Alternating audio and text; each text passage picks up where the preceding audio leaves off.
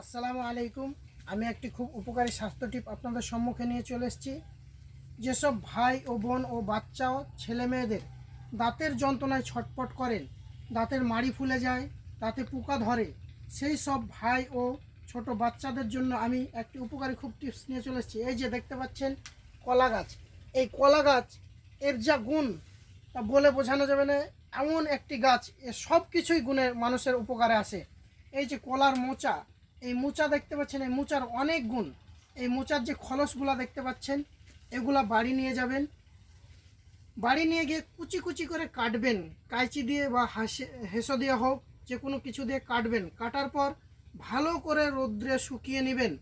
শুকিয়ে নেওয়ার পর ব্লেন্ডারে করে এটাকে পাউডার বানিয়ে নেবেন।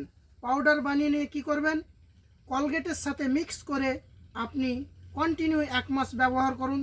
দেখুন আপনার মুখের সমস্ত রকমের রোগ দূর হয়ে গেছে, অর্থাৎ দাঁতে পোকা, মাড়ি ফোলা, মাড়িতে পুঁজ হওয়া, যে সমস্ত অসুখগুলো দেখা যায় দাঁতের, সমস্ত রোগ সেরে যাবে ইনশাআল্লাহ। আসসালামু আলাইকুম।